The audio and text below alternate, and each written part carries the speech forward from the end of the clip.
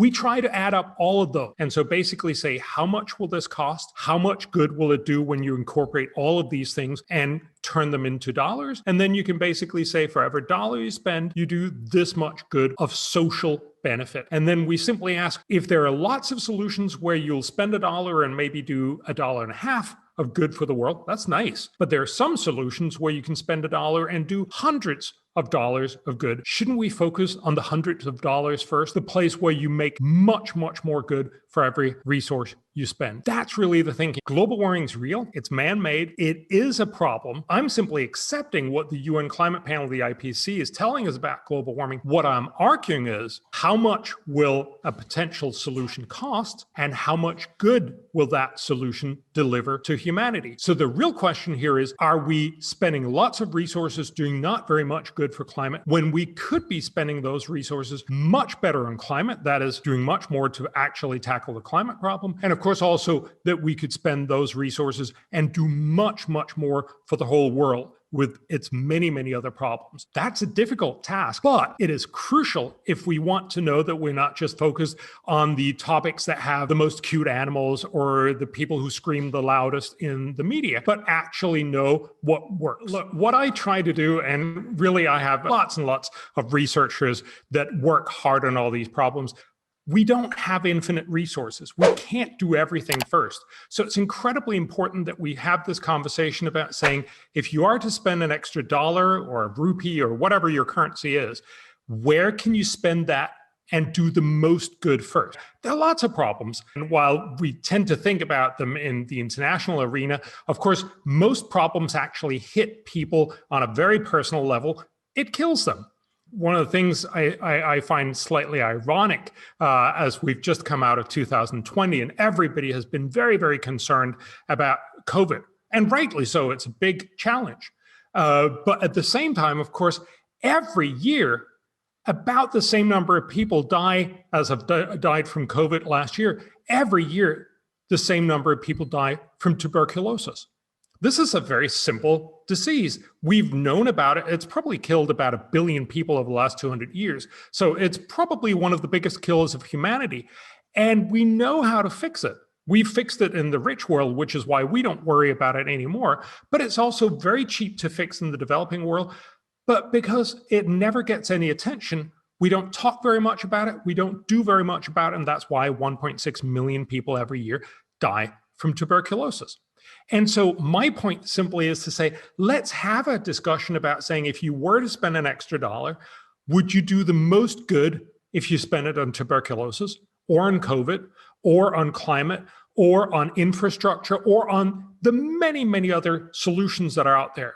And what we do is we simply work with lots of economists to take a look at what is the cost of a solution and how much good will that deliver? Not just in terms of economics, that is, how much better off will we be or how less worse off will we be, but also how much better will we be off socially? That's typically people not dying, people not being sick, people not having to pay their doctors, not experiencing the loss of a loved one, and also environmentally, that's not so much relevant for tuberculosis, but of course, when it comes to deforestation or loss of wetlands and the air pollution, indoor air pollution, and many of the other problems of the world also have an environmental component.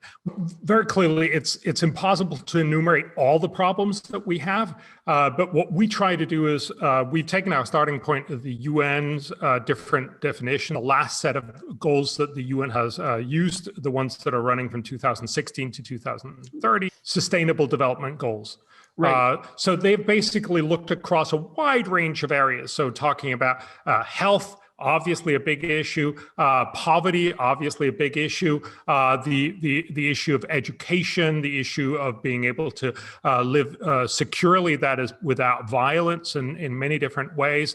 And they enumerate a lot of different other things, clearly avoiding loss of biodiversity, avoiding living on an uninhabitable planet like climate change, many of these other things. Now, I'm not saying that this is a perfect list. It's made by a committee, but it's probably one of the best ways that we can say humanity has tried to enumerate all the different challenges that we're facing.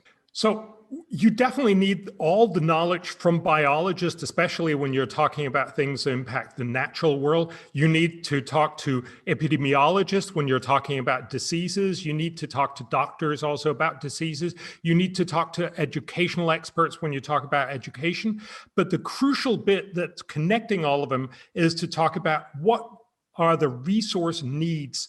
That is basically how much money are we going to have to pay in order to get a solution when you talk about global warming, or a solution for education, or a solution for tuberculosis or COVID or any other thing. So what we're talking to is all those economists who do that. So climate economists or education economists or health economists, these are all guys who interface with all of the specific knowledge, but they also study how much is this going to cost and how effective is this solution going to be. So it's basically about saying, what can you do about global warming, or what can you do about COVID? Remember, no solution is going to fix all of the problem. Most solutions will fix part of the problem. And so what we're saying is, what will a realistically best sort of effort look like? How much will it solve, and how much will it cost? And then we try to estimate what's the relative value that you provided to the world. That's a difficult task, but it is crucial if we want to know that we're not just focused on the topics that have the most cute animals or the people who scream the loudest in the media, but actually know what works. It's impossible to imagine that anyone can do this entirely objectively. Clearly, economists come with a certain way of looking at the world. They typically take the starting point of saying there's limited resources. How much will the resources do here? What's the opportunity cost? So typically, for instance, if you want to vaccinate children in third world countries, it means that their moms will have to take off typically the whole day, walk with their kid to this place where they're going to get vaccinated. That has a significant cost for the family. You need to incorporate that cost. Economists will tell you not taking that into account is a failure of recognizing that's part of the cost of vaccination. But of course, it is only one way of looking at it. I happen to think that it's a fairly convincing way. Right now, the way the world organizes its priorities is very much about who gets to set the agenda, who have the cute examples, the things that we care the most about, the things that are easy to get into the media and so on. And surely that's not necessarily the best way to decide how we spend trillions of dollars on global issues. So what we're simply trying to do is to give the world a sense of how much good can you actually do if you spend money really smartly on climate, or if you spend it really smartly on education, or if you spend it really smartly on all these other things. And then we have a good sense of it. Look, at the end of the day, it's still going to be a political battle. It's still going to be a discussion about what, captivates people's attention. There's a reason why we haven't talked about tuberculosis for about 100 years. But of course, once a COVID hits rich people and hits home, we talk a lot more about infectious diseases. I'm not saying it's wrong. We should definitely talk about how we deal with COVID, but I think we should perhaps talk more about also how do we deal with tuberculosis. Not only because it doesn't affect rich people, but because it affects a lot of people around the world. So getting that conversation going, getting a sense of the proportion of the problem, getting a sense of what can we do, what's the cost, what is the total benefit in terms of making economies, making people, and making the planet or the environment better off.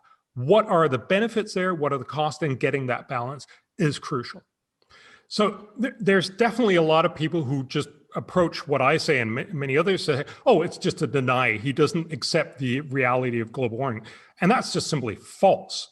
I think what has happened is that the climate conversation has become so politicized that to many people, it's just simply easier to sort of, just get rid of that an inconvenient argument by saying, oh, you're a denier, and somehow being able to shut down the conversation exclusively by saying, oh, Bjorn is a denier. I'm not a denier. I've very clearly been stating ever since my first book, The Skeptical Environmentalist, global warming is real. It's man-made. It is a problem. I'm simply accepting what the UN climate panel, the IPCC, is telling us about global warming. What I'm arguing is, how much will a potential solution cost? And how much good will that solution deliver to humanity? So the real question here is, are we spending lots of resources doing not very much good for climate when we could be spending those resources much better on climate? That is, doing much more to actually tackle the climate problem. And of course, also that we could spend those resources and do much, much more for the whole world with its many, many other problems. Those are two important questions, I think. And the reason why they matter so much is because in many ways, if you're just going to talk very, very rough numbers, the world spends about $150 billion on all the big problems in the world, from peacekeeping forces to dealing with malaria and tuberculosis, to HIV, to education, to gender equality, to many, many other problems. But we spend in the order of $400 billion or more per year on climate change. So if you look at the money that we spend on doing good in the world, the vast amount of that money goes to climate change. So if we get it wrong on climate, we're really getting it wrong on how we tackle the world's big problem. I tend to take people on their on face value of what they talk about. I think there's a number of different things that are going on. I meet a lot of really well-meaning, very, very concerned people on climate change. They basically believe that the world is ending unless we do something about global warming. I mentioned in my book that a new survey across the world shows almost half the world's population believe that it's now likely that global warming will lead to the extinction of the human race. That's a huge and absolutely unwarranted argument. But if you believe this is the end of the world, everything else moves off the conversation. If global warming is the end of the world, if it's the sort of asteroid that hurtling towards Earth, we should just drop everything else and just send up Bruce Willis and do something about that asteroid. So the idea here is to recognize, and I've heard sensible people say, look, there's going to be poor people in 2030. We'll help them then. Right now, we need to help global warming. That makes sense if this is the end of the world that we're trying to get rid of. That's why one of the big points that I try to make in the book is to say that is not what the UN climate panel is telling us. Climate change is a problem, but it's a fairly small one compared to most of the other things that we talk about.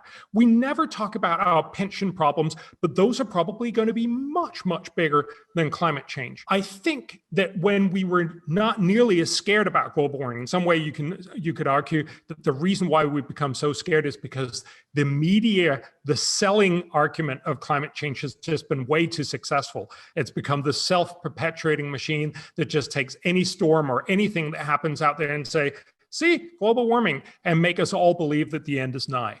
But before that, I think there was a real challenge in the way, especially the left, was very worried about global warming, but also worried about the world's poor. And I think it was simply an oversight that we focus so much on global warming and so little on the world's poor. And I think if you were going to be very rude about it, you could possibly say it's also a little bit because we care about our own children. So our own children, we worry, will grow up in a world where it's global warming and it's going to be terrible for them, compared to the world's poor, which are mostly not our kids, it's someone else's kids, typically in Africa or in Latin America or in Southeast Asia.